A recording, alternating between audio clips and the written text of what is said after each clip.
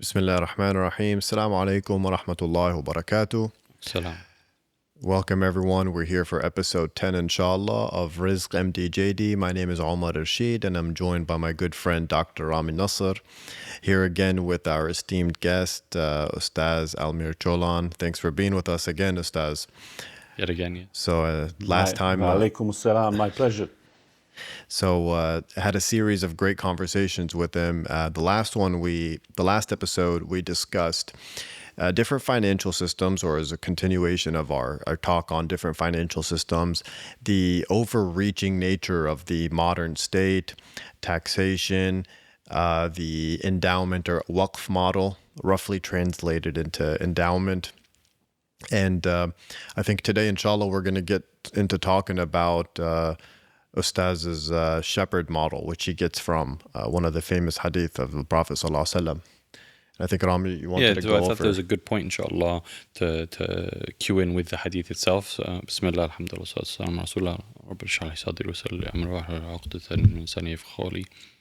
So there's different narrations of this hadith. I really like this narration, which is sahih, in Sunan Abu Dawood, corrected by Al-Albani.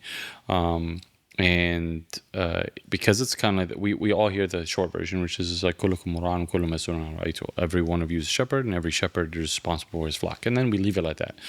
But this hadith, actually, there's a longer format where the Rasul ﷺ is pointing out basically, like, no matter what position you play in society, you have to be a shepherd because you are responsible for something, and whatever level of responsibility you have, you need to you need to carry out that responsibility in a fashion pleasing to Allah subhanahu wa ta'ala. So the hadith says, عن عبد الله بن عمرو عن عبد الله بن عمر أن رسول الله صلى الله عليه وسلم قال: ألا كلكم راع وكلكم مسؤول عن رعيته، فالأمير الذي على الناس راع عليهم وهو مسؤول عنهم، والرجل راع على أهل بيته وهو مسؤول عنهم، والمرأة راعية على بيت بعلها وولده وهي مسؤولة عنهم، والعبد راع عن مال سيده وهو مسؤول عنه، فكلكم راع وكلكم مسؤول عن رعيته. And translation would be, the Rasul ﷺ says, each of you is a shepherd and each of you is responsible for his flock. The Amir, the ruler, who is over his people, is a shepherd, and he's responsible for his flock. And a man is the shepherd in charge of the inhabitants of his household, and he's responsible for his flock. And a woman is a shepherdess in charge of her husband's house and children, and she is responsible for them. And a man's slave is a shepherd in charge of his master's property, and he's responsible for it. So each of you is a shepherd, and each of you is responsible for his flock. SubhanAllah. So it's like, you can't, because sometimes we look at it as like, oh, what can we do? This is the state, the nation state, or the Amir, or wherever, the representative, whatever. What can I do? The Rasul ﷺ puts it at the doorstep of every single one of us. We all have some level of power, and with that power comes, what they say in America, great power. With great power comes great responsibility. So we have an amana, a responsibility to fulfill that in the manner and fashion according to the Quran and the Sunnah, to the best of our capability. Whether we are the head of the household, whether we are the head of the state, or whether we are playing the role in the absence of the head of the household. For example, it says that the man is the head of the household, he's responsible for his flock. But when he's not there, his wife is the head of the household. She assumes that responsibility and is responsible for that. And even if we are in a lower position, we work for someone, we're indentured servitude, whatever it is, we still have a responsibility to that. And so that I think that's a great segue to where we ended the last talk, because Ustaz Cholan is telling us, like, it's again, for me, it's just it's kind of like, you're in a box, you're in a room, and that's all you ever knew. and then someone opens the box or opens the room, and you're like, whoa, this place is bigger than I thought. There's a lot more rooms. There's a lot more. Like, I never thought about it in terms of, because I don't know, I'm born and raised here, so to me it's, yeah, roadways taken care by the government, the healthcare is taken care by the government, the infrastructure is taken, everything's taken. My job is just go in, work, make money. Later on in life, I started to realize that, this taxation wasn't Islamic. It wasn't something that you have to have a legitimate right, as Ustaz Cholan was saying. You have to establish the right to take away someone else's right, because our money, maqasid of Sharia, one of them is what? Hifz al-mal, protection of wealth. So you have to have established, according to Islamic rules, we don't care about Western rules, but according to Islamic rules, you have to establish something that supersedes that right to be able to take my money away. You can't just be like, well, we're the government, we're going to do it, etc. And so just that complete, flipping of the situation or on its head, basically flipping the nail on its head, is that we are in a situation where we've let go of the reins and the government's taking care of everything, but this is not the sunnah. This is not the way that Muslims have been doing it and should be doing it. We should be intimately involved in our problems, finding solutions, and making sure not just the solutions are going to be, inshallah, equitable and Sharia compliant, but also it's going to be more adequate than what the government can do, because it's from a solution of the people, for the people, by the people, if I could quote American, so it's not like the one big sweeping brush for the entire country, because the situation is different in different places. So you have those nuances of your community, etc., as Ustaz Cholan. It's real reminiscent of the Prophet ﷺ, and his general approach was always one of empowerment and making the people feel that, at whatever level you may be in charge, you have the ability to exact some sort of change or influence and to do things within your own circles. And subhanAllah, that's one of the ways that he got his ummah to be people of success and people of accomplishment. So I want to just comment on and that, optimism, because this is something that is near and dear to my heart, but it's something I think that it's very hard. I understand it's very complicated to do nowadays, but especially in the West, where we don't live in the traditional geographic. We talked about this a couple episodes ago, how Islam actually, I'm not going to say mandates, but traditionally in Islam, you have a geographic layout for the Muslim community as well. The masjid is the center of the community, and then you have around it the marketplace, and then you have around it the residences, etc. And so the center of your community, where business, where legal issues, where conflict, where warfare, where teaching, education, playing, wrestling, everything happened in the masjid, right? The masjid is the focus. And so if everything's happening in the masjid, and you see the hadith of the Rasulullah where it's not like there were 10 Muslims, there's hundreds, if not, Allah subhanAllah, maybe thousands. And they would be talking about someone being missed from Salat al-Fajr. And they need to know what happened. Is he sick? Did he die? What happened? So that's how intimate the community is. Everyone knows each other. And when you know that, that's why you'd find the Rasul, he would find people, and this is one of the masterful skills he has, is because he actually takes the time to know people. He'd know their strengths, and he'd know how to position someone in the, imagine a coach. The Rasul, obviously the much better example. You're a coach, and you have a team. Everyone wants to play striker. Everyone wants to be forward, whatever. But you know people's strength. And be like, you know what? I see something in you that you don't recognize. I'm going to put you in defense. I'm going to put you in midfield. I'm going to put you... Your job is to figure out what the talents are of your community and position them in the best way. And then not just that, these guys play together. So you know what? We substitute, right? So I'm going to put these 2-3 guys core, these guys midfield with these guys as forward and with these guys defense. And when we substitute, you may find that we want different people in different positions because they play together differently. And the Rasul was a matchmaker when, when the Sahaba came, the Muhajirun came from Mecca, and he matchmake between them and the Ansar. And he provided them with the best matches so that they can provide them with the best chance for success and to get ahead. But not just that, but he'd put people in those pivotal positions where they would excel and do the best in what they could. So one of the Sahaba, he sent him to Yemen. And then like tribes would accept, he'd come back a few years later, and the whole tribe would become Muslim. There's many examples of this. Even the Arab tribes, one man would go back, and then he'd come back like 2-3 years later, and mashallah, like the whole tribe would become Muslim. So the Rasul, he intimately knew the people and would be able to position those people in those roles. And we are lacking that. Like I can't emphasize how important it is. And I'll put my hand up first. I'm speaking to myself as well.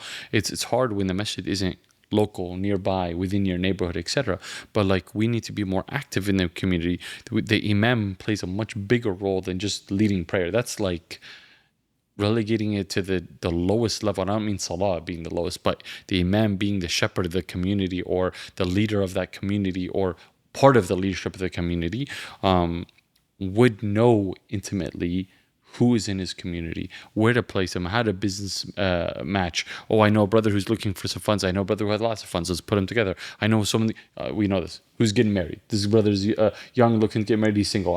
There's some sister. So this matchmaking, it goes beyond that. It goes to building and forging strong bonds for building a strong community. And I think that's something that Rasul was exceptionally amazing at doing. And that's something that we've been suffering with, because we've relegated the masjid to Islamic Rituals. Prayer. Yeah, we go to pray and to die. That's a. You absolutely agree with that. I think one of the good points that you brought there was this idea of empowering, and just the idea of this word power, empowering or disempowering, with the way that we imagine that interaction.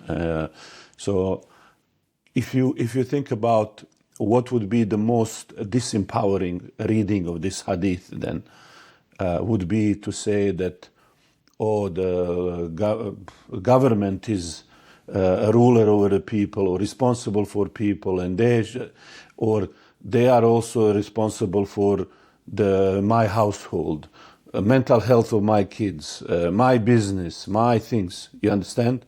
So in communism, government is responsible for my business. Here we see that there is employer who is, like, let's say, having a manager, and that manager is responsible, and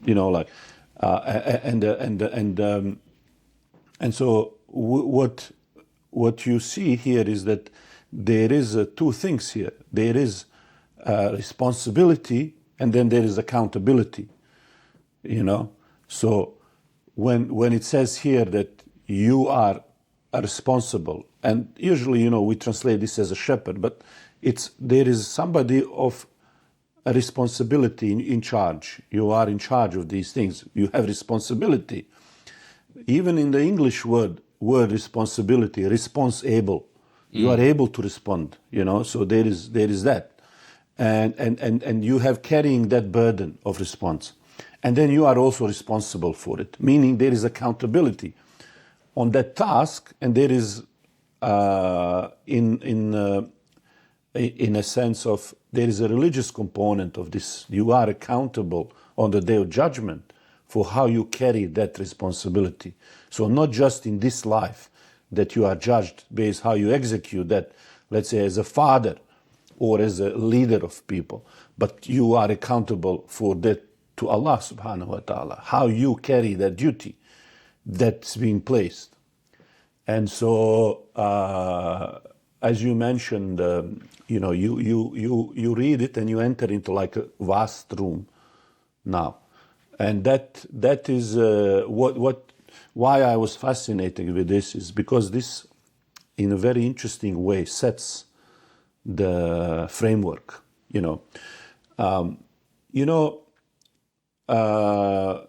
When you think about some of the things that we have undermined in this day and age, especially Muslim community that's been affected by certain ideas and ideologies, where every time they see something, they the hierarchy or patriarchy or something is bad for our situation. It's even yesterday I was at a political meeting, and person was talking very passionately about how wrong the system is. And then the person said, we need to change the system. She was from another party. And while her diagnosis of the situation was correct, this was a very bad situation happening. When she said we need to change the system, she didn't really mean we need to change the system. She just thought, because she said, system is broken, we need to change it. No. You're not changing the system. You just want your people in the system. Your party, yeah. You understand? So you are just appealing as if there is something like the cup is broken, we need another. No. You are going to be inheriting the same system. You're going to be exactly using the same thing. Just you saying these people are not good for this. And what everybody will, whether they say it explicitly or implicitly, will acknowledge, which this hadith is actually first tackling, which is society needs hierarchy. So what you see first of all is the hierarchy that starts from the ruler, what he is responsible. So there is a ruler responsibility, but not in my house, in my business, in the things that I'm responsible for. You understand? In fact, everyone shares that piece. Everybody carries the burden in the society. A ruler has his own burden, but I'm not going to take my burden and shove it in his hand and say, oh, I'll pay you money, you do my burden. No. The burden we are talking about cannot be outsourced. This is the burden you have to do. You cannot outsource being the father. As they say, you can never rent a king. You understand? Why you can't hire a king? It doesn't work. It has to be, you need to buy into it fully. You need to be committed. You can't have split loyalty. So therefore you can't have a rented king.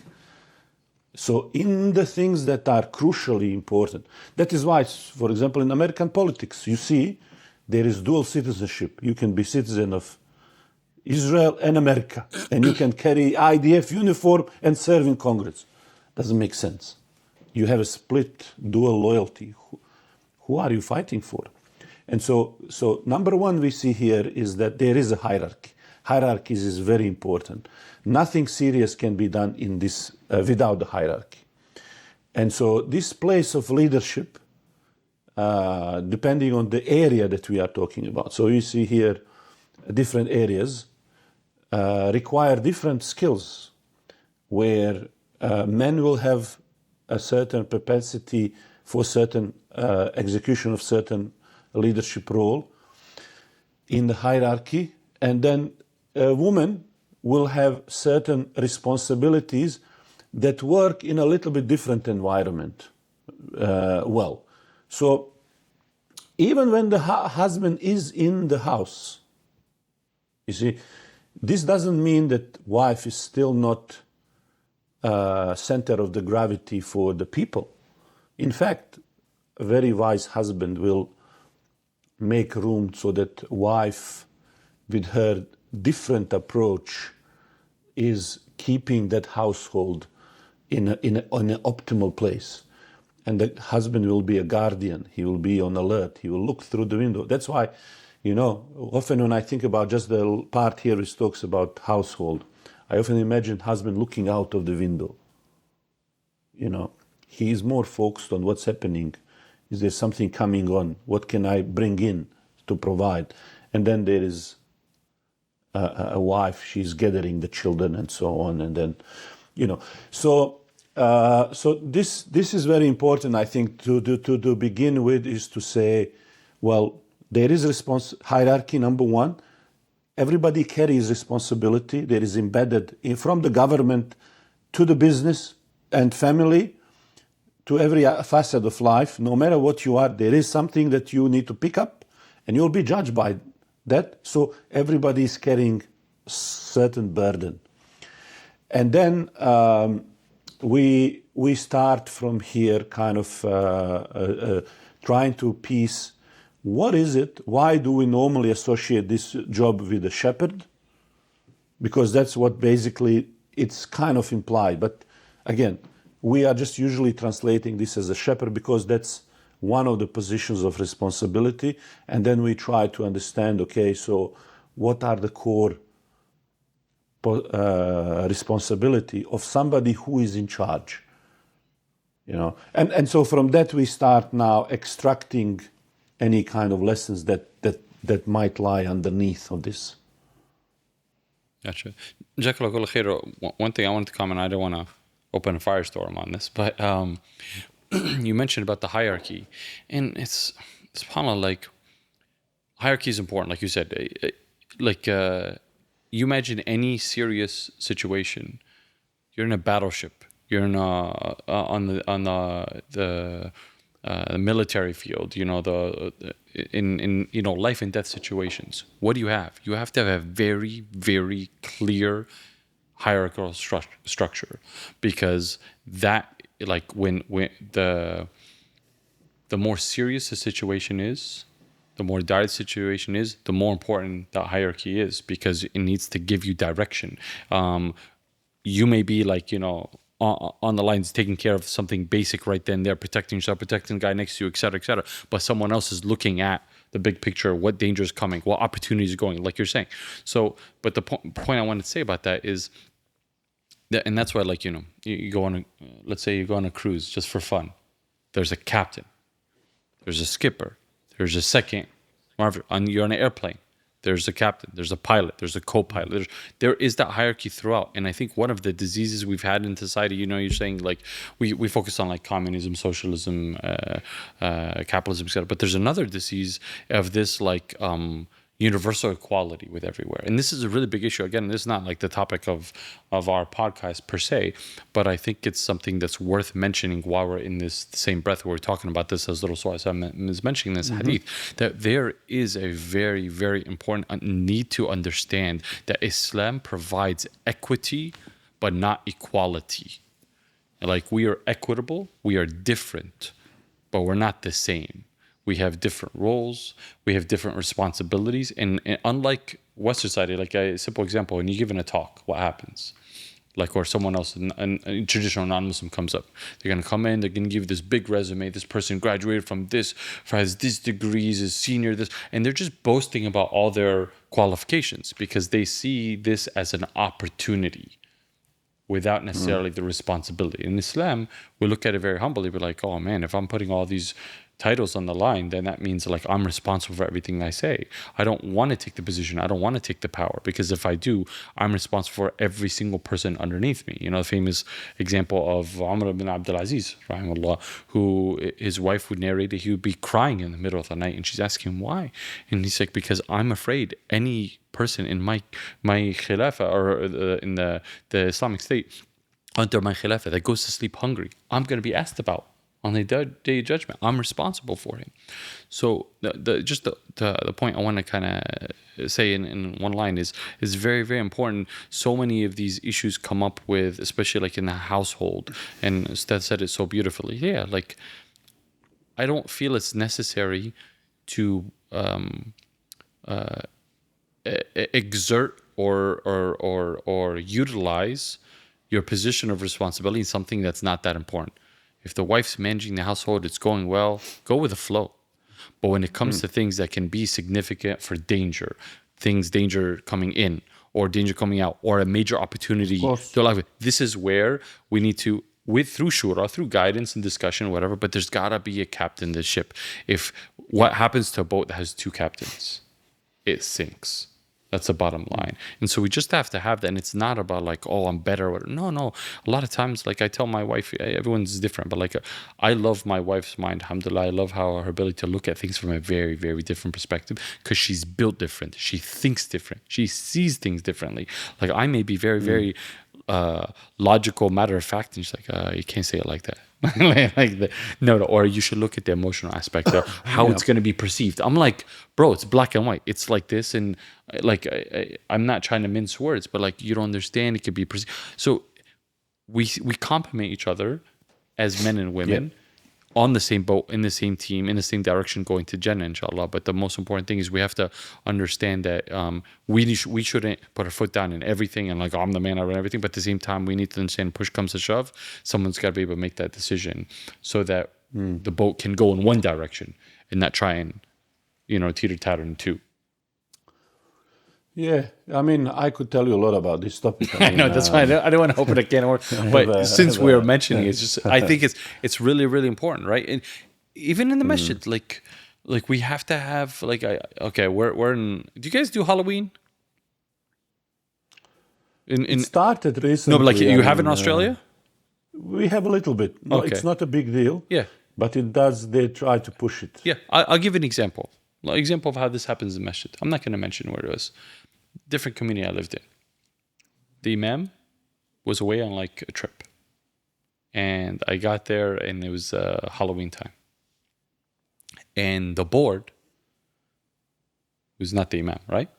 Decided they're going to do like a face painting night. Like a halal way. On the I'm like, come on, we're gonna zabiha the pork meat, right? They're gonna do a face painting on the night, whatever. I understand the intention, trying to get the kids wherever, but like, shubha and whatever. And I was like, so the man comes back and he's like, what happened? Whatever. And this is my impression. I asked him, I was like, I don't understand. When they make a decision, aren't you the imam, the religious authority? Doesn't all those decisions have to flow through that because you are the ultimate religious responsibility? No, bro, it doesn't work. That's like not that. how it works. It doesn't work like that. So this is a perfect example when you have two captains steering the ship, and it can have very, very serious implications in terms of like confusion and whether something is. I'm not gonna open that can of worms. That's a discussion for you guys to have. My feelings on that is very obvious, but like, yeah. It's not just household. Look, I mean, it's. Obviously, this week there are a number of ways we can take this. I think since this question is a tough one for a lot of people to grasp, especially for people who didn't come from traditional families. There is a breakdown in families. So, and also the society that we live in. There is no real example. So mannerism and how we deal with certain things, if you don't see it, then this concept become very confusing. So if you haven't seen how let's say just a family dynamic, a father, husband, man is in charge of the household. The woman, wife, mother, and so on. The woman of the house, she follows the husband lead. And I usually say to the people that where does the tension arises when you say the husband is the leader, the wife, she is a supporter of the husband. She's not a slave. She's not somebody who is, in a very low position low, unworthy or something. It's not about these kind of things. I have daughters, definitely don't want them in that position, right? But I don't want them to lead where man leads. But where does the cringe moment comes for people when they hear this? It comes from the perspective, which is actually a good perspective, but wrongly interpreted, which is that they intuitively know something behind, which is that man should be protecting and kind and guarding. For example, one of the things he should protect is the woman's heart. Think about it. It's not just, physical. Protect somebody break her bone. No. What about somebody breaking her heart? Inside the house or outside of the house? Think about it.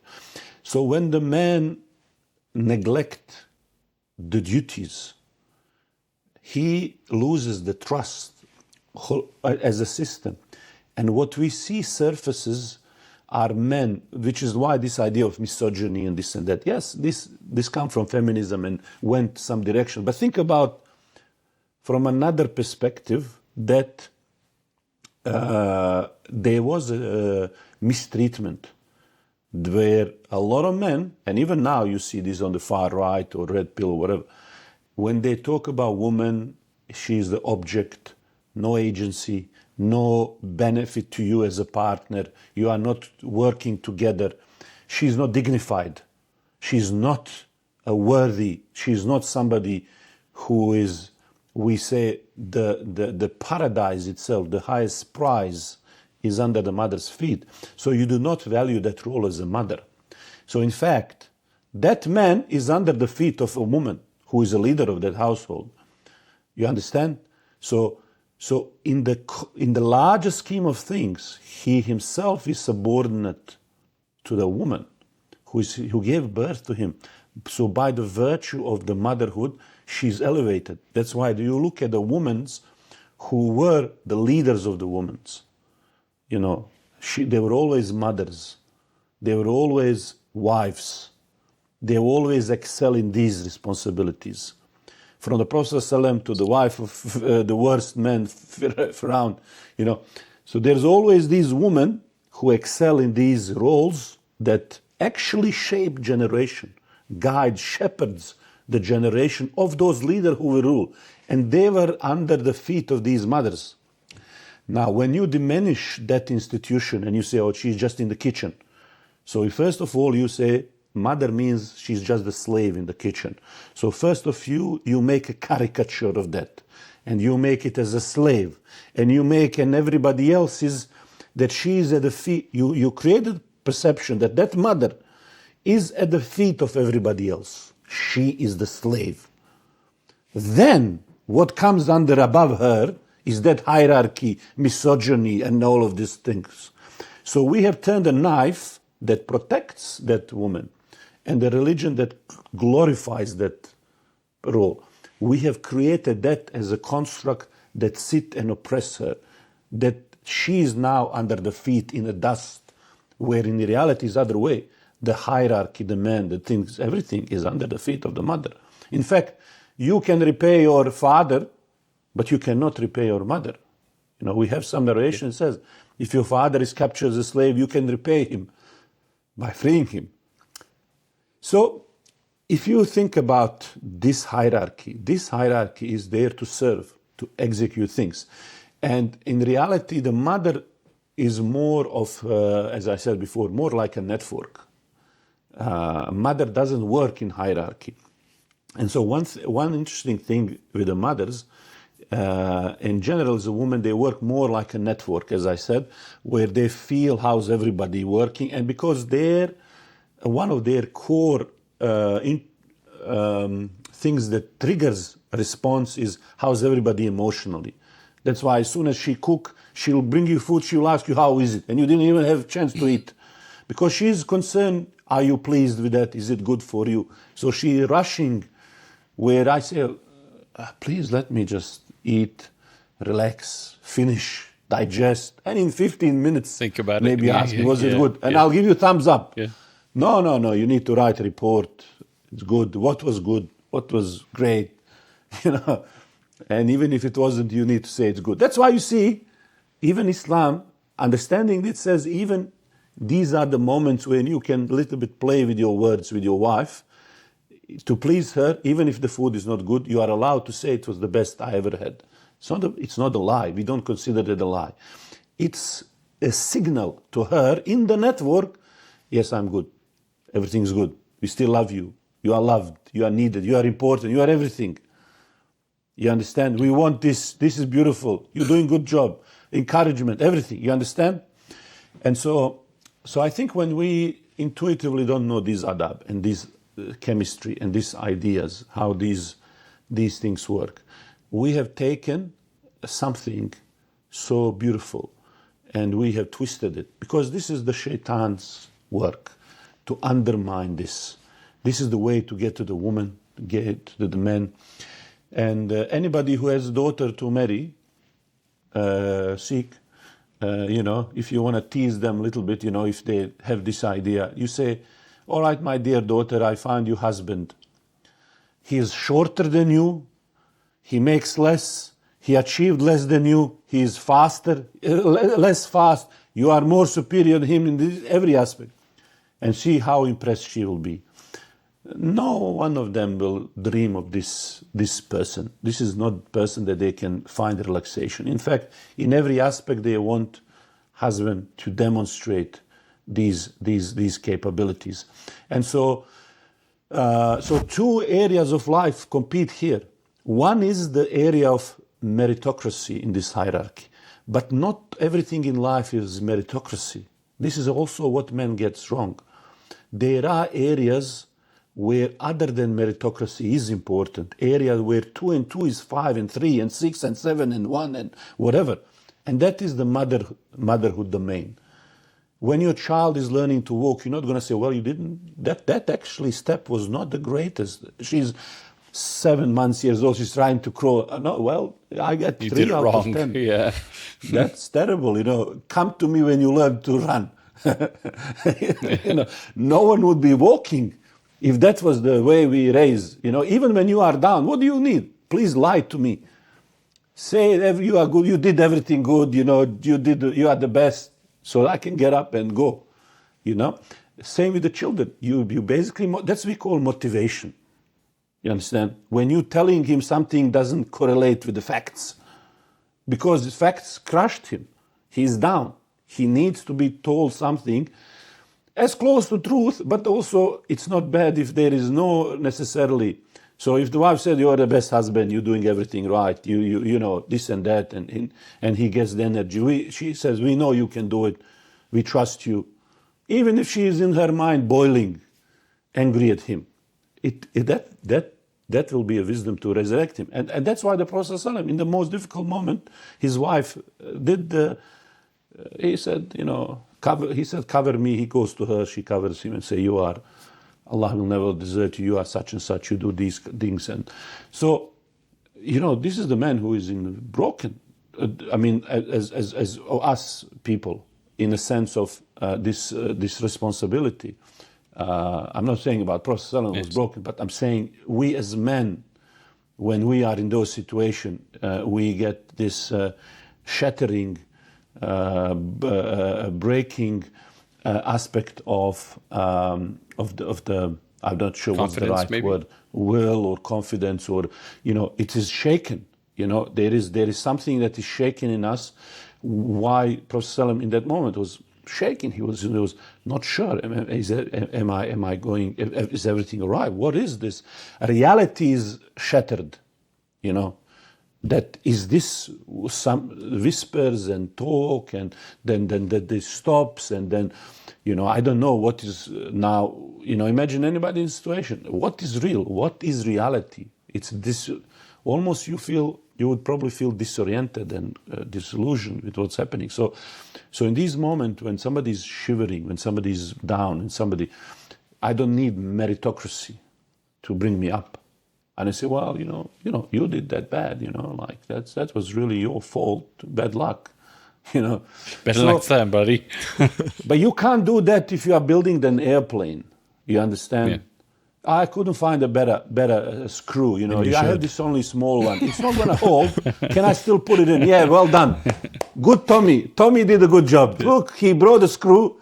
It doesn't fix anything, but he still put it, so it counts. Here's the certificate of achievement. No, it has to be right screw. It needs to hold the plane together, or the plane is going to go disintegrate in mid of the flight. You understand? So there's a load of physics matter here now. It's not going to be a good job. You did your best. No, there's nothing called you did your best. You did what needs to be done. And so hierarchies are responsible for this, and meritocracy works in these hierarchies.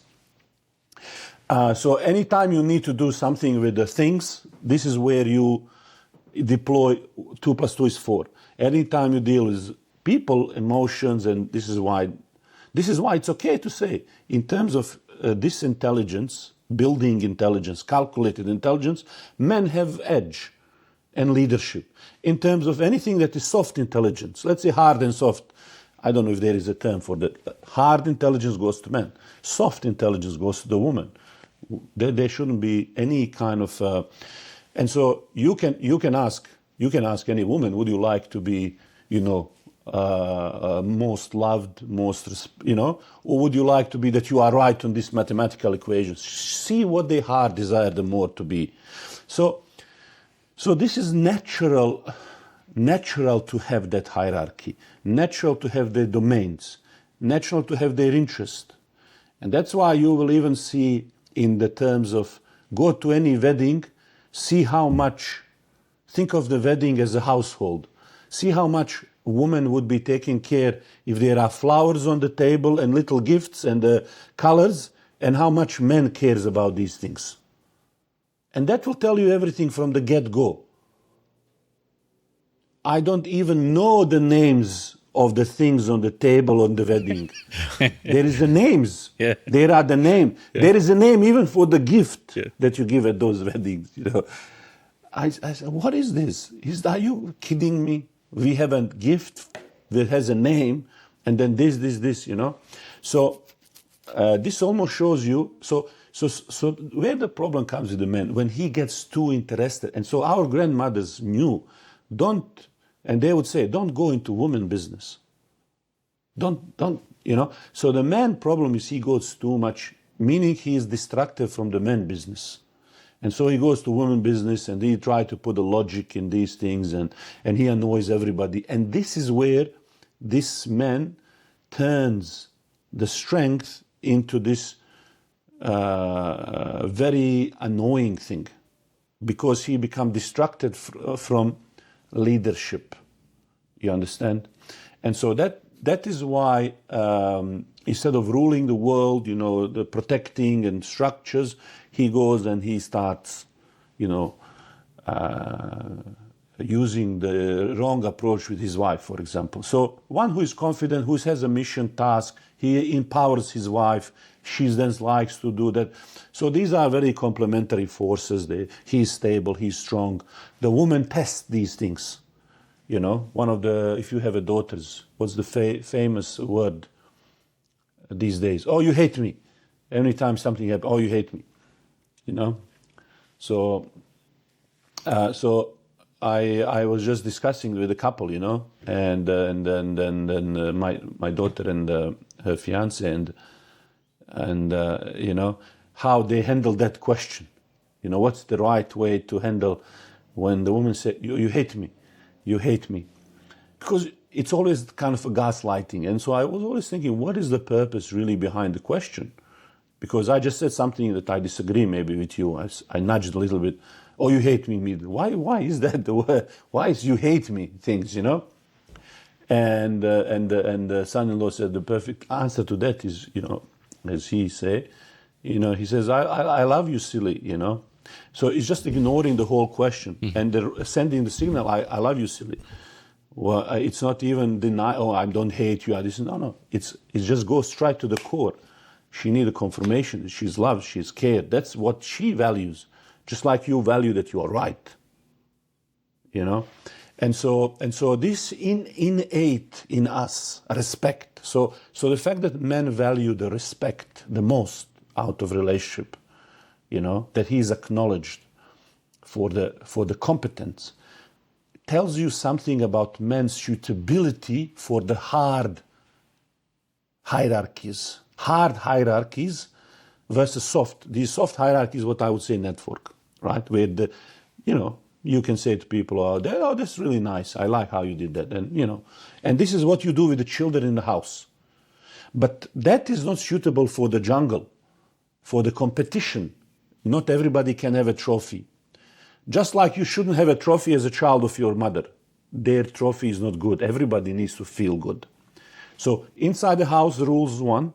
Outside the house, rule one. So outside of the house, hard power, hard structures, hard hierarchies. They need precision. They need strong focus on merit. There cannot be deviation. And they need somebody who respects up and down. For example, most of the women don't care about up and down, who is in the hierarchy. They don't like it. They don't want to be in it. They will go to the top, to the bottom, wherever they need. Just like in the queen in the chess, if you play the part. Why is the queen in chess most powerful? because she is not limited by movement in chess. The king can only step 1, 1, 1, 1, 1. But she can go immediately from one end to another, left, right. Suddenly he hits your pawn there, and then your king is attacked, and you don't know what's happening, you know. She's multitasking and multidimensionally moving, where the king is slowly, but it's all about the king. King is the king, you know. So these are the things why when you put the man in the hierarchy, he knows who is the general, and he commands, and you submit. Yes, you submit immediately. So man in his core DNA, he is built for hierarchy, where he intuitively respects one above, and then he has no hesitation to command one below. You understand? So the merits make sense to him. He reads that. That's why he has a problem of this network world where everything is in a, you know, he doesn't get that part. Okay, wait, how do I understand this? You know, who is doing it? Why this was not organized? Well, I thought you were doing it. I thought you. Well, no, who is doing? Somebody needs to be in charge. And so this is, so the world and the most important things in our life, now when we talk about economy, government, governance, structures in society, these all structures need hierarchies. So your community, your mosque, your boards, your charities, your everything will have to structure. Now, that structure and hierarchy will also be then intercepted with a little bit of a network structure. The board is not a hierarchy, you see? You see that? The board will be also a network. Chairman out of them is just to chair the board, but they are equal. You understand? Mm-hmm. So this, in every organization and society, you will have that mother and father forces. You understand? Where network effect, soft power will be something, and the hard power will be something. But nevertheless, we should understand when is one appropriate, when is another, where is more masculine approach, when is feminine approach in society.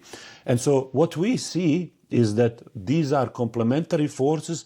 That's why here is highlighted specifically man has responsibility, just like a woman has responsibility. But their specializations are a little bit different. They're dealing with different things. Man who is he deals mostly in a very rigid way, in a very structured way, in a very judgmental way. Man doesn't have a problem of judging. That's why you hate me because I judged you. Because it's not natural that to judge. It's to support and build. Man in hierarchy of rules and order, as its essence of judging. That's why you love. Feedback is fine. I will tell you also. It's not I hate you because I give you feedback. You know what I mean? And so you see, even by that predisposition of this world. And so, so taking that responsibility will be different kind for a man and a woman, and those hierarchy will be a little bit different. But nevertheless, it's not a broken individual society. You know, when you say you are responsible, it implies that you are not individual living by yourself and for yourself. You understand? So we are community that lives together, and in each player in that community, each individual has got their individuality, but also a responsibility for the greater good. You know, and so between this responsibility and the rights and the duties, we kind of find our way to navigate. And so all of when Prophet ﷺ says, I have come to perfect your character, your manners, your behavioral traits, and so on. Everything this is everything that is around you that softens your interaction with other human beings. So when you have a mannerism around you, that makes when two people come together in a structure, they can be like this bone here or there, it's not just bone on the bone. There is something in between to cushion the blows, the grinding, bone against bone, that makes this movement, that makes utility of your hand. And you grabbing, taking, doing. Without this, you would have, I don't know, some diseases and swelling and crushing of the bone. But softness in the manners, softness in the tissue, or something that connects and make it move together. This is like our manners. So this is across our body. And so this is something we learn by working these structures. How do we do it? And because, again, there is destruction of the family, destruction of the working together, now we don't know how to work together. And we now disempower ourselves further by saying, I'm not even responsible for myself or others. I'll just do in factory some work, pay all of my salary, and you take care of it. You are responsible for everything. Mega Amir, mega ruler, he is Does everything. Micro and everything managing me. What are you doing? What are you responsible? Nothing. Immediately brings to my mind the same point we mentioned last time. It's I don't know if it's a minor point, but a specific point is, like, in America, it's normal. You raise kids, and then your kids go off to college. Usually they go far away. Everyone has a job, and you talk once or twice a year, and that's it. When that is your core building block of the community, like, may Allah subhanahu wa ta'ala help us with this, ya Rab. But like, I'm really trying to take an active role in not just like shaping this, but like getting my children to understand this, in the sense that we are cores, we are building blocks. My son loves Legos. Can you build something when you have a few pieces? No, you have to have the whole set, right? So guess what? We're here. You're here. Like, I make the joke with him, when you grow up, Allah alam what tomorrow brings, but like, you have 3 choices for where you're going to go to school: USF, or USF. And for those who may not be local, it's like the local college here. It's like, alhamdulillah, it's good school, a lot of Muslims, whatever. But it's like, to me, I don't want to open these doors for, I'm not going to get in an argument about like other schools or whatever, but in general, as long as it's a decent school, you can get a very, very good education. And it doesn't open up the dangers of, whether it's like the temptations for a young child or whatever, or now you're here and your brother's over there and your parents are whatever, and then you never see each other. No, it's like, hey, listen, the building blocks are still here, the foundation's still here. And then, like, I had to talk with him. He's young, but I had to talk with him the other day, and I was like, remember your younger brother.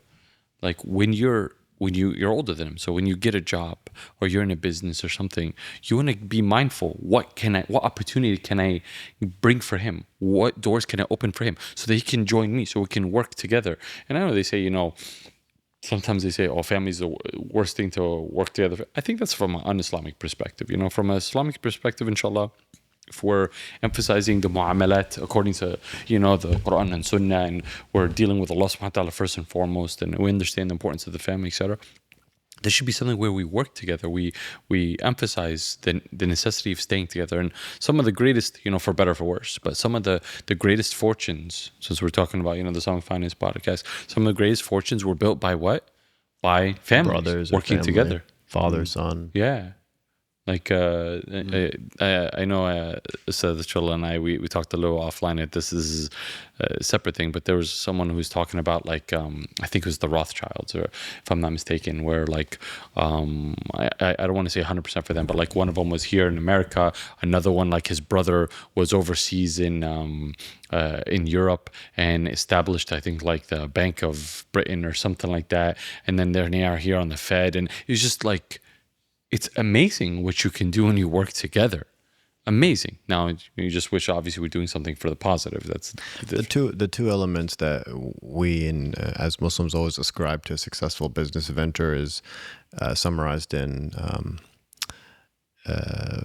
استأجره إن خير من استأجر القوي الأمين, that you're going to want to get someone who is qawi, so good at what they're doing, knows how to do their job and is capable, and is also the second part, trustworthy. And usually when you're you'd like to think that your family are the people that you trust the most. And for many people, your brother, your father, your the people that are around you, you can go to sleep knowing that they're not stabbing you in the back. So, And the flip side of this, so you're saying about amana, right?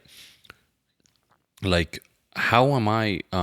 We have a saying in by the way, the piece you just said, I think the ulama, they say that this is speaking of women, this is one of the wisest women and one of the best pieces of advice given by anyone.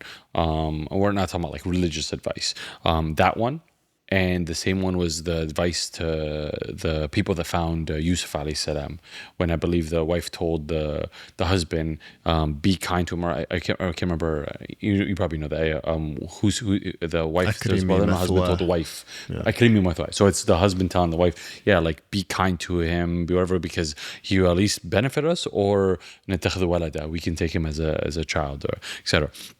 But the flip side is, we're talking about awqaf, right?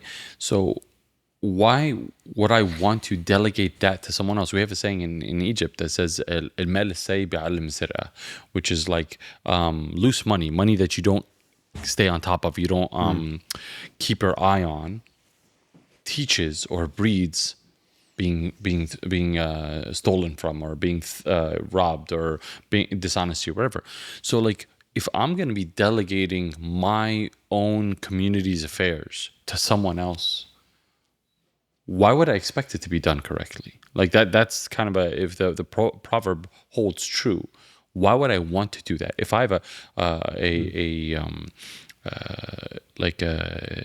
if I'm invested in the benefit, or the this area of my community being better, if I'm personally invested in that, then I want to physically be invested in it, financially be invested in it, emotionally, time-wise, etc.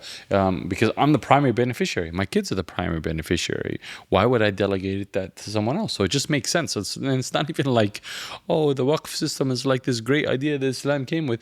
No, it's like, this is a ingenious but a really basic, like, logical assumption. Is like, if you want things to go in a positive direction, you should have your hand. You should put your hand in it. Like, I'm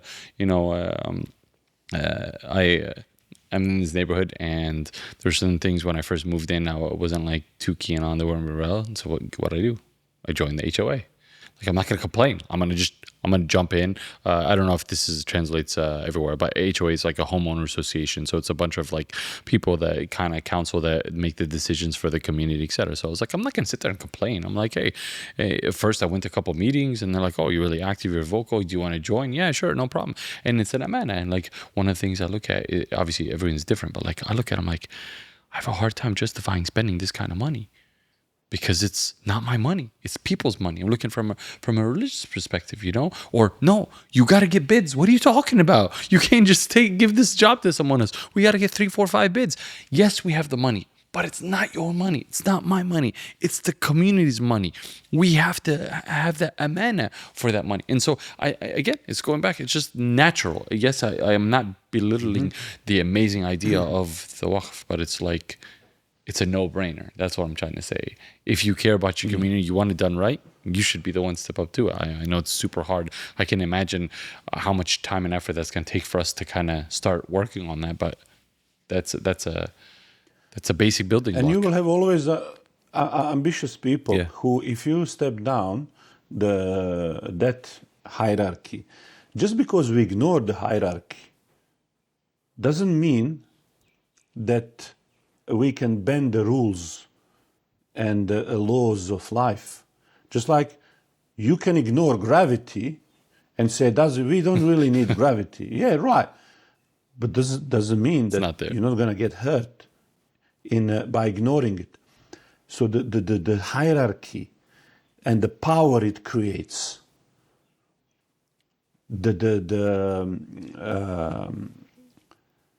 how it builds and how it destroys, just because you ignore it, that almost law of life, like laws of physics, will create a vacuum that will pull in somebody who wants it.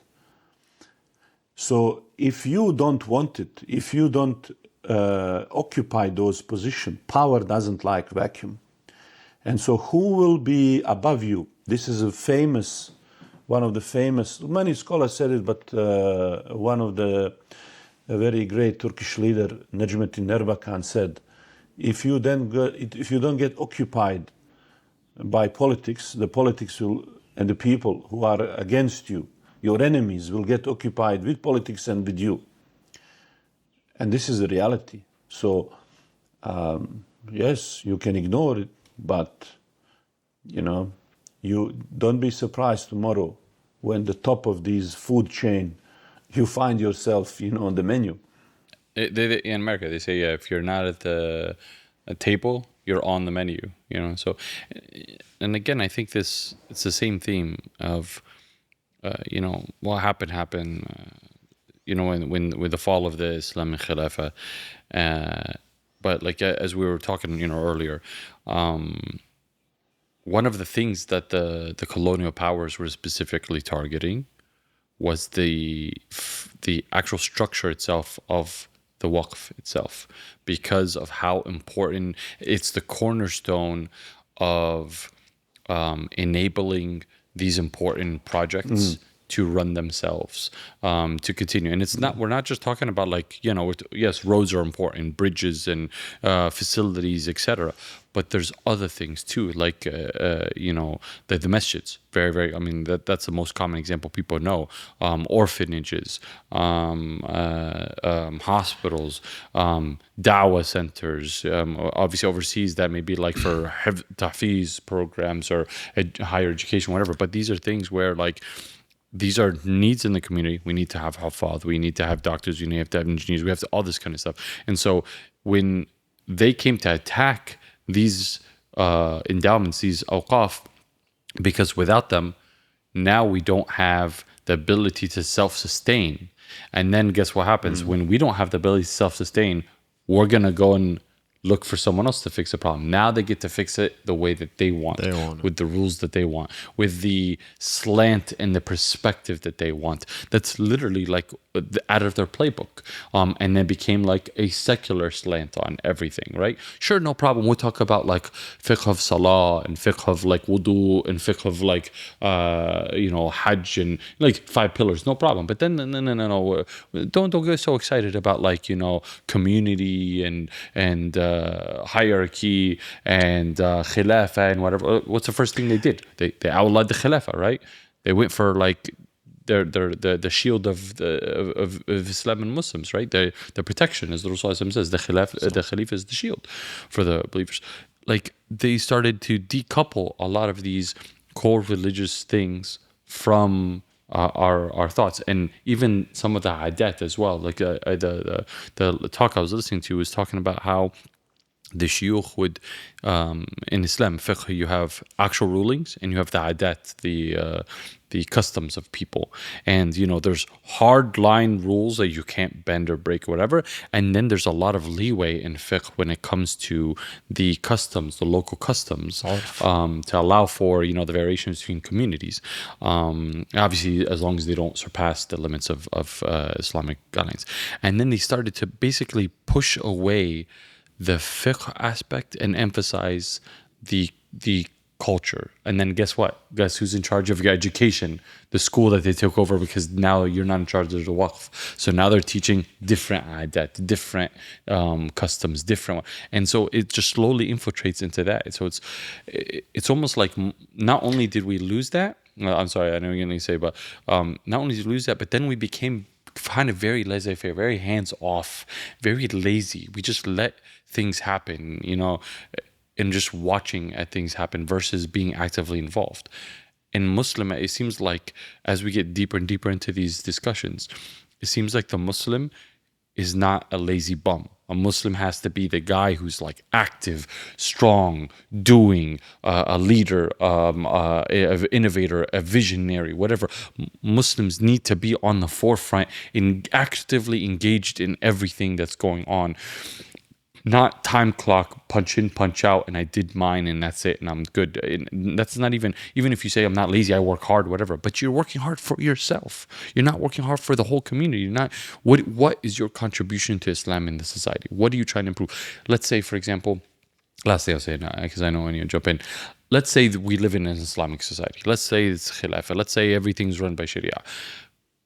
What motivates you if everything you did is just for you? What kind of legacy you're going to give? What kind of improvement in society are you going to try and do?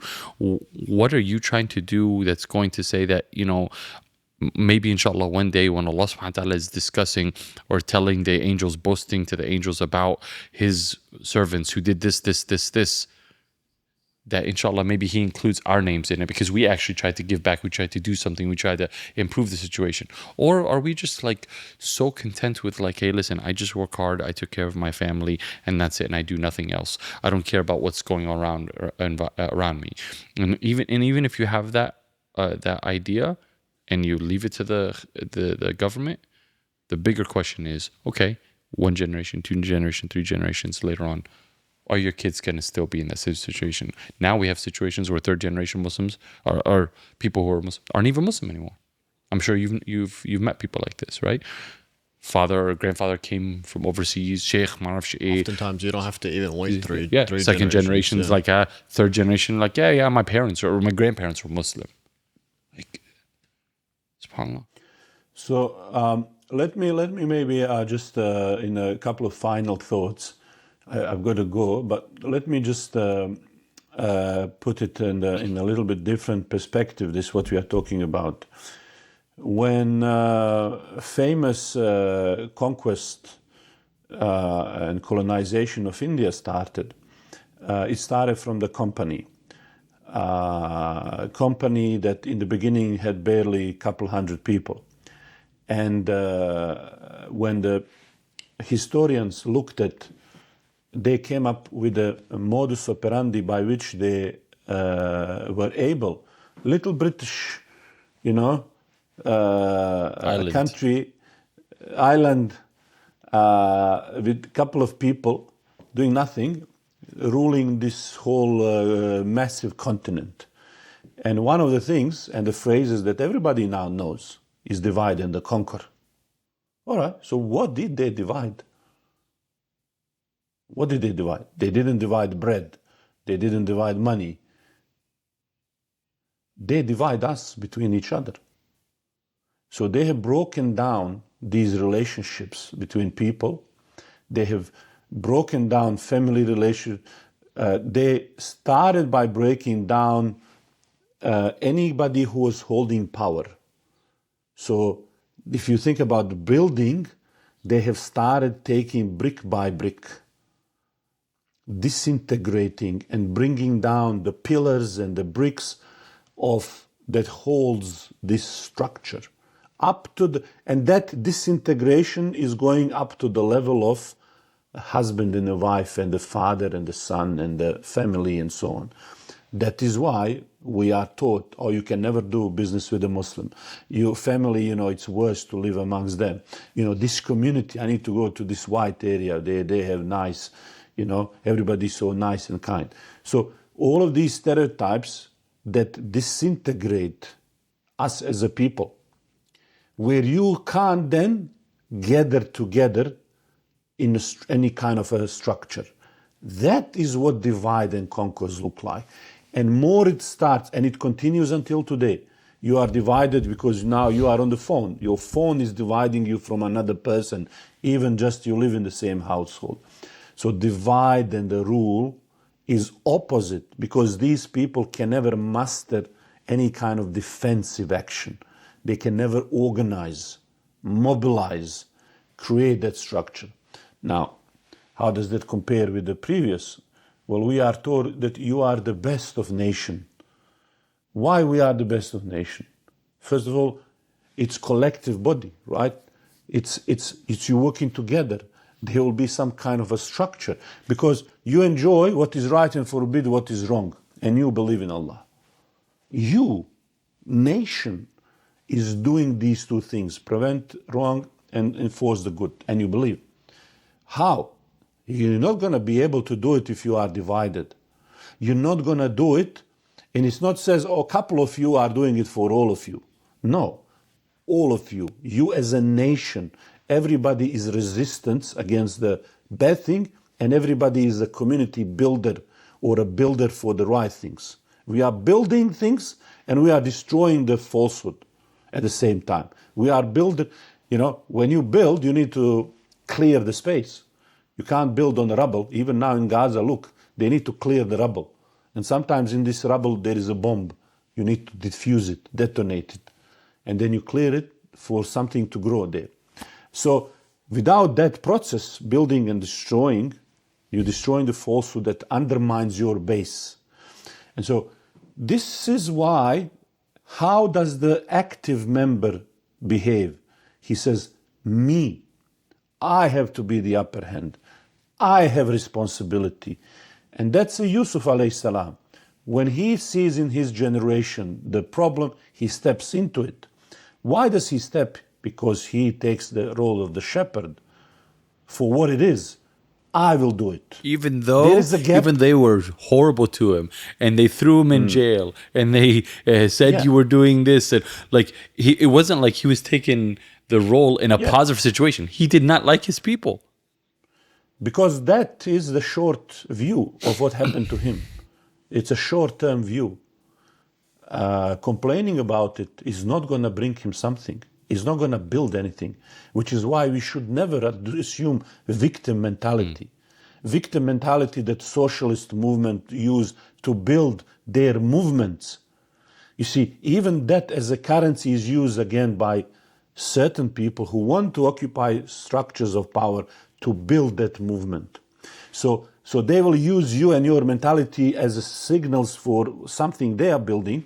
But if you are smart, you will say, okay, well, that is what happened, that is what it is. How in the long run, I come with the justice and my way will, while building soul for that as well. You understand? That's what the essence of the man is. It's not focused on grievance. It's not focused on things petty, small, or even personal injustices. That's why he will not hold a grudge against the wife. Oh, you told me 3 years ago something, now I don't want to do this. Or the kids, or the parents, or the community. He has a shield. He is a strong, trustworthy. He guns for the prize. He goes, he sees that. He locks in. He doesn't, you hate me, I don't have time for nonsense. I have a target. He locked in. So even when the woman sees that, with her little schemes and the things, she wants to test, is this guy able to lock in? It's a test of manhood. Is he going to deviate? So the person who locks in long term, he solves for everybody. In the process, by default, he takes the revenge for the past. You understand? That's happened by default. He's not even trying. That is really the power. As they say, the best revenge is the success, or something along those lines. Depends what you're talking about. But or serve cold or something like that, But the idea is that if you focus on the crumbs that they throw you, your personal game, you're never going to really succeed, because ultimately shepherd is higher up. He's not on the same level like a flock that he's managing. So to find the greener areas and opportunities, he needs to have a different perspective. He needs to have much further field of view. Motivation. So he says, well, this is the end goal. These are the landmines. These are the obstacles. There is a wolf, but there is also my guard dog. There is also my gun. There is also my wall. There is also my things, And so he is aiming for the bigger picture, aiming for the bigger picture and taking responsibility for what he is doing, because amongst the flock, there are people that he needs to focus on. He's not focusing on himself. If he start talking about, but what happened to me? I got hurt. Look at this cut. He has got weak people who need help, people who cannot help themselves in the flock. He's got the people who are misguided, who are lost, who are scattered. He needs to bring them in. And he has to lead the strong ones as well. He has to manage all of these things. He cannot do that if he's focusing on what he needs and what he has. That's why you see a wife will ignore everything, and good wife will focus on that husband, for example, so that he will. That's why you'll see the husband, how often, look at that mentality of the husband, how much he's not focusing, and every wife will know. How often he goes to the doctor, he doesn't care, doctor, just this little scratch. He was cutting with a saw and he almost chopped his, just a little bit, just put a little bit of something on it and we go. Because, not that that's a good thing, it's not a good thing, right? It's just the sense that he doesn't care about himself. The nail goes through his leg as he's saying, just take it out, continue. And the wife starts screaming, oh, no, because see that even in that, it's the sense of the guy doesn't really pay attention to these things. He's not going to start fainting when he sees a little drop of blood. So even in that, you see the sense of decoding how really the reality of things are. What's the nature of the things that he never books his own appointment, even doctor. That's terrible, His wife always says, like most of you are married, your wife books your doctor appointment. She's, oh my God, let me see. You have a little dot here in the face, something happening, like she's alarmed immediately. You don't want to adopt that. You see, in fact, more you look, this is more in the feminine domain. You need to focus on a bigger picture. And that's why sometimes men are self-destructive, detrimental to themselves. That is the necessary. And society adopted that, which is why we don't have a problem sending men to die in a battle. In fact, when we talk about Gaza, what do we say? Oh, look at how many women and children being killed in Gaza. Okay, what about men? Because it's a given. Are there any men being killed? Oh, yeah, also them. Because they are more like, we think like almost like a man as disposable thing. Good job. Because they themselves, it's required. They are what fuels the victory, the hierarchy, the goal. So that is a normal thing. Man should not feel, man is happy to do that, sacrifice for that things. But you have to understand why is he doing that? What's the goal here? What's he trying to do and how is he going to do that? See, so he will sacrifice that, but he will not allow that you disrespect him, for example. You say, well, but you're allowed to be shot in the hand and, all of this, but you're so sensitive on these. Respect. No. Now, this respect goes against what he's building. The code of hierarchy works on that respect. It's beyond him now. So he's sensitive that you are now undermining foundations of everything. You are pouring the acid onto the whole structure. That's what he's sensitive. That's again, for you, maybe you think, it's just more, you're just so, brittle. Your ego is so brittle. That's nothing to do with my ego. I don't care about any of that. But you are now going against the foundational rules that you don't understand.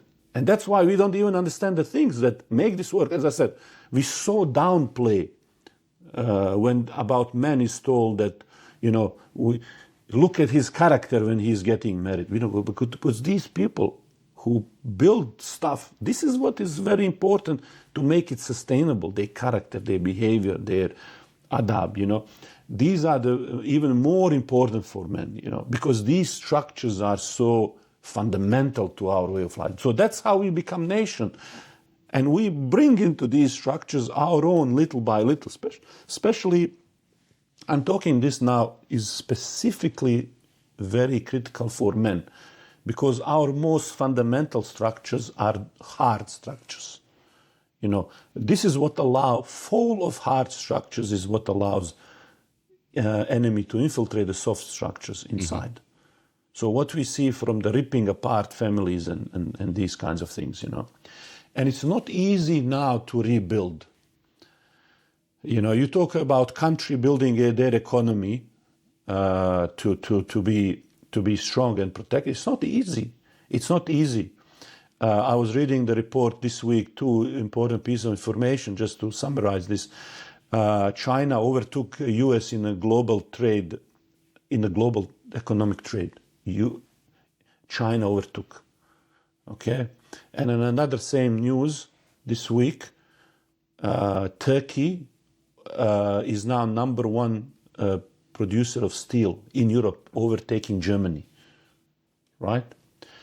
So think about what are the things we build from steel in Muslim countries to build facilities, assets, defense technology. All of that needs steels, right? Now, think about how long it took Turkey now to build 20, these 30 capacity. years, maybe? Decades. Yeah. Right, decades. That was built on other things. Now imagine, now we say, okay, we want Muslim countries to be able to protect themselves.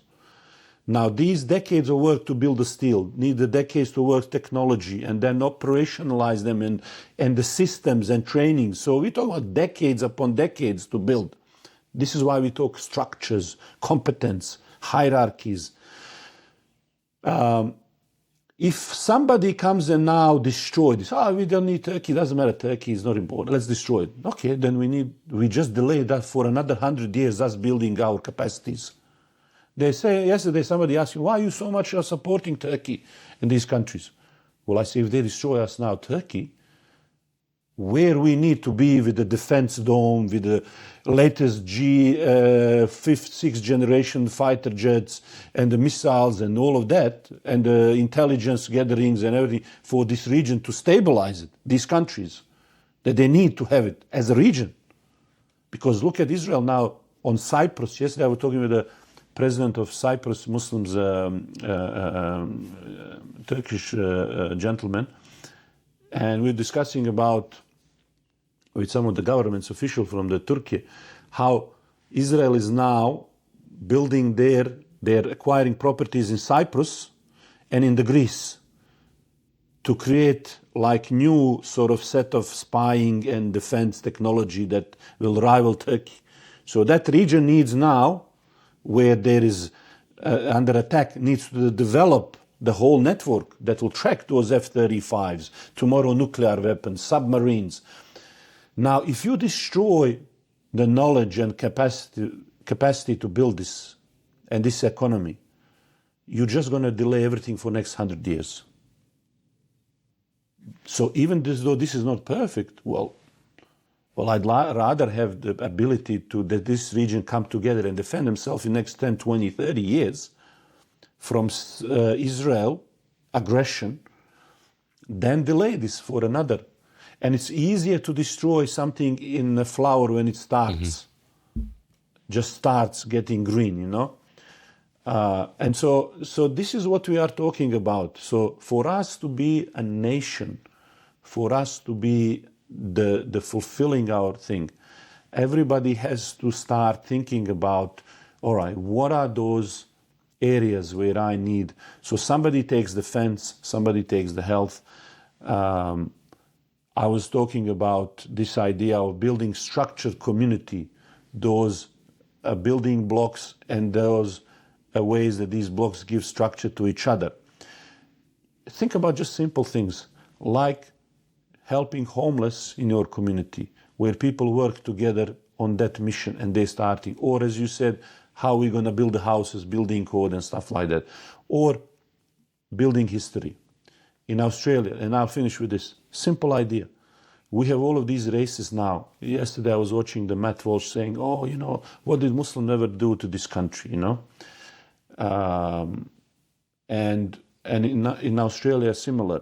You know, we genocided the indigenous people, we stole their land, and even those minerals that we just gave to America, 9 billion in rare earth minerals, comes from stolen land of indigenous people. Then they will turn around, what did indigenous and Muslim people ever do to this country or something? You know? Yeah. So we say, for example, let's have a project where we teach history. So one of the things is, okay, you know what's a great antidote for Tommy Robbins or, Trump's and Netanyahu's and all of the people here in Australia who deny reality on the ground and indigenous people and so on is a little bit of a history lesson. So like in Australia here, Zionists wants us to learn about Holocaust. And we are here had our own genocides. People forcefully converted, displaced, land stolen, attempts to poison them, chemically castrate Aboriginal communities.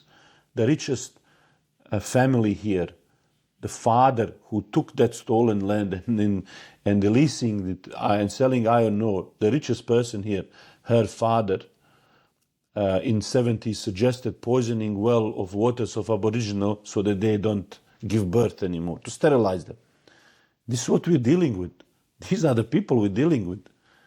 So if you don't have these structures and you don't protect yourself, they and their people will come on the top of these hierarchies. And that's what they try to do. Whether in Gaza they want to gang leaders, or I was just looking Cuomo, talking to Mamdani, and he's saying all of the racism, Islamophobia and everything. And he says, if every term he uses Islam to weaponize against him. But yet next to Cuomo, this morning I was watching a video, there is a Muslim guy, while he's spitting this stuff, watching. Some dummy. They found some dummy. Who will now just, yes, master, that's right. What is this? So you don't want to be in charge. You don't want to be on top of this. You don't want to take responsibility. Well, this dummy will be in charge of you then. So not just Cuomo. Cuomo is too big then for you. It's his dummy. The dummy who believes the Cuomo. I mean, what more humiliation you want? And this is so that's that divide and conquer in every aspect, which is why we need to think when we're talking about the community response and working together, why they draw lines to our little countries and every Bedouin become a landowner building their high buildings. The fragmentation must be reversed by consolidation now of everything. The family needs to be consolidated. The country, the power, the resources, the region needs to be consolidated. The resources, skills, knowledge, intelligence, military, everything. Everything needs to be consolidated so it starts providing. And not just that, I will go a step further. All of these countries now, now America sending their warships to the South America. We don't know how many countries will be affected by that. They tried their neighbors on the north, Canadians. Now that didn't work. Now let's go to the south. And the world, as President Erdogan said, is bigger than 5. So the world needs mechanisms to defend against what we said is never again. And the never again now is really a realization that we cannot defend. The world is silently being occupied, taken, blackmailed, threatened by very few people. And they cannot do anything to push back against this. So we are against the injustice of China and I believe the Muslims and the rest of the world, just like they're united on Palestine, then there can be a consolidation. Because when Yusuf was leading, he was leading for everybody. You understand? Even for those who were against him, at the end, they got their food. You understand? And so I think the time for this kind of understanding that for too long we have been broken down, the colonization of the mind, of ideas, positions of power is affecting not just Muslims, it's affecting everybody, And the whole world really needs to be empowered, which is why, again, I often speak about Turkey. Like their efforts. Everybody, for instance, neglect Africa or certain, and their work is very commendable. We need to bring our way of handling. You see, I said before it was the last, but this inshallah last. When Turkey comes to Africa, even just to solve the conflict, they try to mediate between warring fractions to brotherly resolve it. They are not pouring money and oil, weapons, and to the fire on the one side, and creating the bigger divide and bigger breaking of the system. Bigger never-ending conflict. They try to bring, and I think this is what we should be doing. Just like I think a Zionist entity is strategically destabilizing every region, which is why I think now even America is seeing. I think Trump now is, regardless, he is a partner in genocide. He is like, whoa. We are partners in genocide, but not in mutual self-destruction. Like we can understand the genocide. Like, all right, we are on board to that. Like, Trump goes and sees this bomb. Wow, who did that? Your bombs, Mr. President. So they can handle that. But now Israel is going so far, like bombing there, blasting. Vice presidents coming, they say, okay, we'll show him. We'll sign another West Bank settlements deals just to show him who is the boss. And he's saying, I'm annoyed by these things. He's pretending he doesn't know. So even America is saying, like, this little partner of ours, they're going so far, even for us. Like, we can't handle it. We are masters of these things, but they are crazy. Up to the point where they are now endangering all of us. They are endangering us and them. And so what that means is that in reality, consolidation of this mega structure now on the global, if we now look at the world, the global world needs that leadership as well. And the structure. And that is something that I think is very interesting to see that Palestinian cause has brought about, with South Africa leading the charge on the genocide, and then you see other countries, and Spain is setting, and Italy's strikes. The whole world is looking. So I think it's a very interesting time. I hope something comes out of this shifting.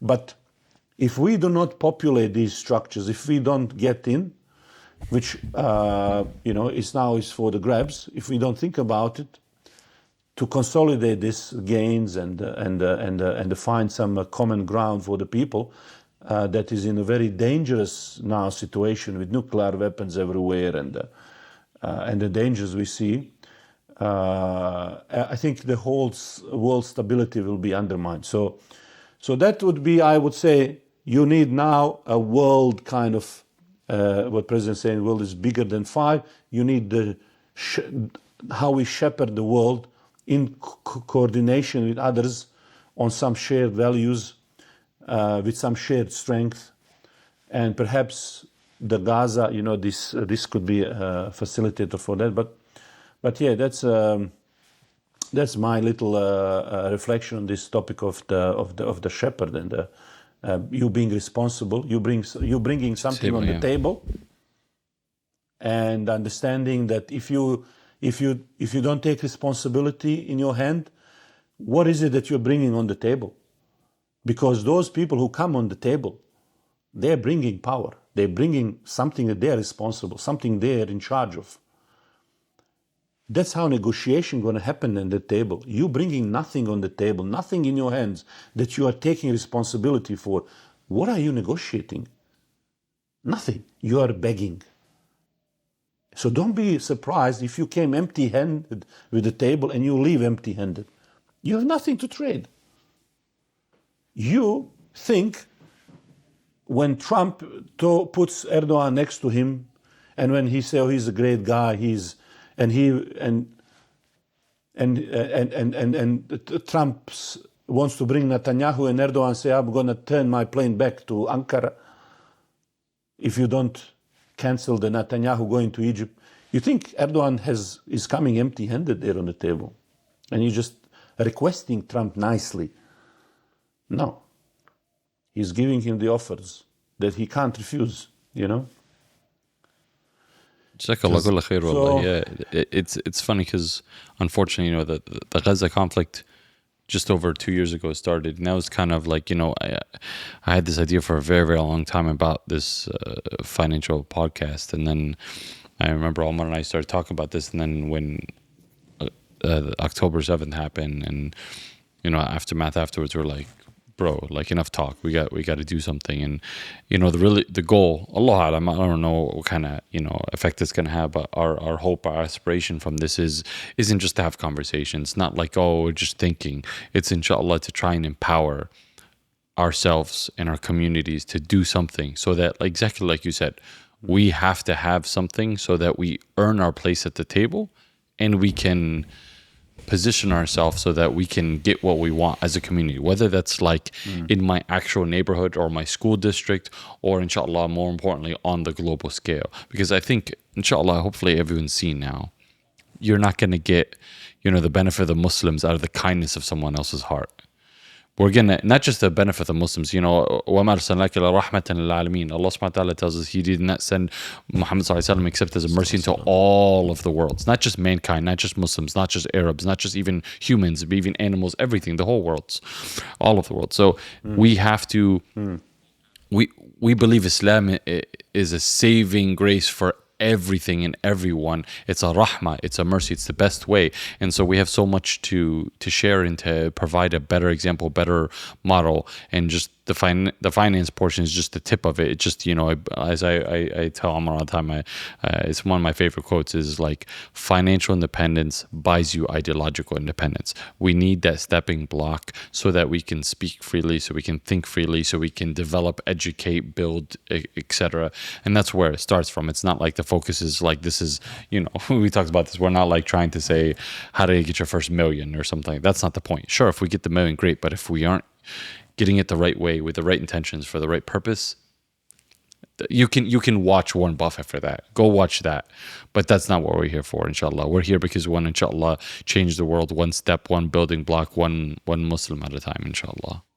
Jazakallah khair, Ustaz Cholan and Ramy, for thought-provoking conversation yet again. I love the application as to not only the shepherd's model being used for making a positive impact within your own home and family and community, but also on the global scale, and not only for the purpose of improving the Muslim world's affairs, but also as Ustaz Cholan mentioned, but working in conjunction with the rest of the world, who, especially as of late, is kind of in a mode where they're like, hey, the current system is not working to everyone's benefit. Where, as you mentioned, when 5 countries are dictating for the rest of the world, most of the world is not going to be feeling secure in that type of circumstance. So, Jazakallah khair. May these conversations, you know, as maybe we can't exact change at the level that we'd like to, but maybe these conversations can encourage others, and over time get us always thinking in that mode. We got to walk before we run, right? We got to start somewhere. And I think it really teed up. And just, I was just going to say, it teed up for the. We can't have. I'm sorry, go ahead. Yeah. So, and just because we can't influence somebody far or high or somewhere about us, doesn't mean we can't have the conversation with people we are interacting with. Yeah. That's all you need to do. Don't worry about am I impacting the highest level end of the town, but who are you interacting with, your family, in your community? Don't underestimate this. Correct. That's where the Rasul started, right? With his inner circle, and it took him 23 years. So it's not overnight process, inshallah. But yeah, I was just gonna finally say that I think Ustad really teed up for explaining the Islamic shepherd's model, now that we kind of emphasize the importance of it, inshallah. So hopefully in the next episode, he can kind of lay it out for us, exactly what it entails, what it looks like, inshallah. Barakallahu feek. You're going to say something? And, thanks again for your time. Jazakallah. وإياكم. Thank you very much. شكرا. Inshallah, we'll see you next time. سبحانك اللهم وبحمدك نشهد أن لا إله إلا أنت نستغفرك ونتوب إليك. Just so we get used to saying this, everybody go and subscribe. And we learned today that you have to click the little bell icon for you to get notifications. So make sure you do that. Yeah, because a lot of the brothers would tell me that oh, what happened to your episodes? We didn't see them. Whatever. I'm subscribed. Yeah, unfortunately, I didn't point this out. You got to click the bell button, like you said. Yeah. If you click the bell button, then you'll get the automatic notification when the videos drop. We're not good at reminding everybody, but inshallah now we'll start doing it. Inshallah. So, thanks a lot. We'll see you next time, inshallah. Assalamu alaikum.